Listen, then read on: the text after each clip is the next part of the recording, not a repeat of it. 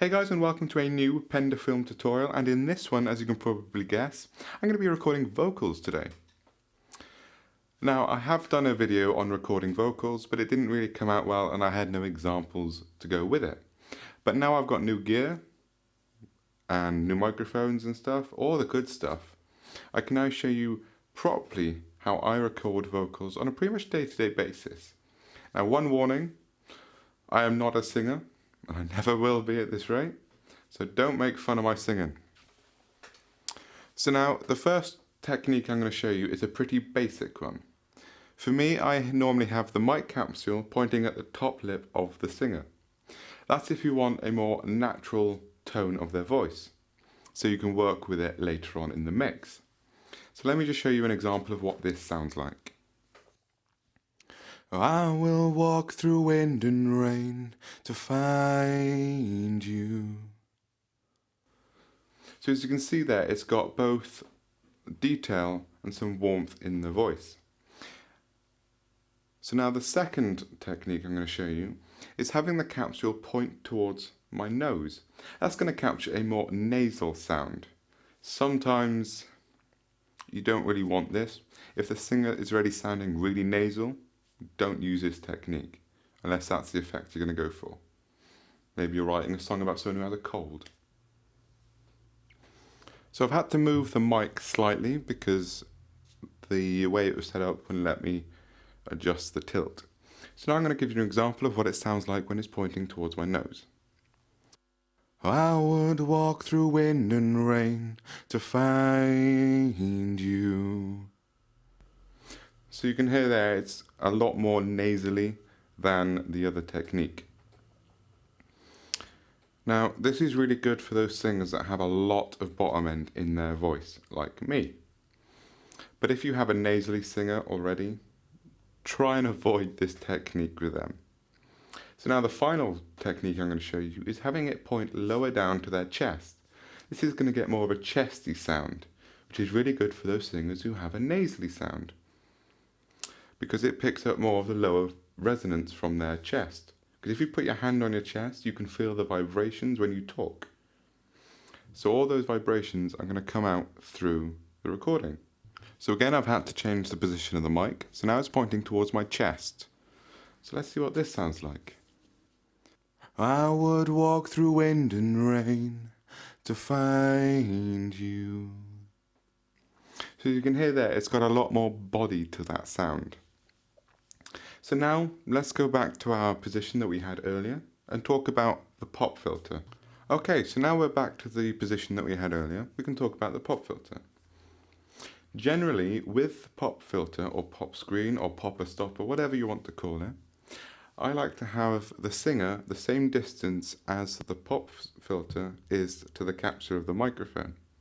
So say you had 3 inches between the mic and the pop filter, you'd have 3 inches between the singer and the pop filter. It's just to be extra safe. A lot of engineers these days, especially on sibilant singers, because they tend to be quite poppy, they like to have 2 pop filters. If I'm ever recording a singer that has that problem, I like to use the pop filter that came with this microphone. It's a metal little mesh that sits on here, and it is smaller than this, and then I have this in front at the same distance, but it does stop any of those stray popping sounds.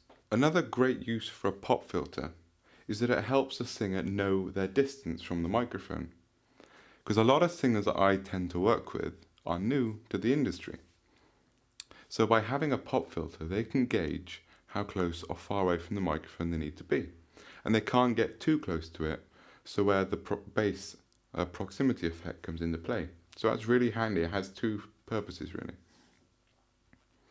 Now I'm going to talk to you a bit about the polar patterns and settings you might find on a mic. This microphone has 3 polar patterns. It has a pad, and it also has a bass roll-off. So the patterns that this microphone has is Omni, Figure 8 and Cardioid. Generally for a single solo singer, I'd have it in cardioid. If I had 2 singers who want to record facing each other, I'd put it on Figure 8 and have a pop filter here and one here. So then it would record both sides. Now, if I want to record like a large chorus of people, I'd put it in Omni, so it captures the room sound and all the reverberations in the room as well as the singers. Now, this is really helpful for those loud haze or like chorus-like choirs that you hear in some of these pop songs. For example, Little Talks. Those haze that you hear in the chorus were done with an omnidirectional microphone. Pretty simple. So now we come to the pad. If you're miking up, say, a snare drum, a shaker, a tambourine, the chances are your preamp isn't going to go low enough so it doesn't clip on the way into your DAW. Now, the way to get around this is by using a pad. The microphones that don't have a pad switch on them, you can buy a little pad that fits into the XLR cable and into your Snake or preamp. On this microphone, it has a -10 dB pad, which means any signal that goes into it is going to be reduced by 10 dB on the way in, which is really handy if, like shakers or tambourines, they can be quite loud, especially if you close mic. So it's really handy to have that pad, yet keep the detail the condenser provides. Now we're going to come to the bass roll-off.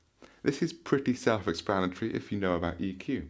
It rolls off the lower frequencies for you, which means you can get a louder signal without the bass frequencies coming in and making it clip, because the bass frequencies are the loudest frequencies in a recording, and they tend to overpower the higher frequencies. So it becomes a pain in the insert beep there to mix if you have too many bass frequencies. Different microphones have different frequency roll-offs. For example, my small diaphragm condenser has both a 75 frequency roll-off and a 125 Hz roll-off. This one only has the 75 Hz roll-off, which I can live with.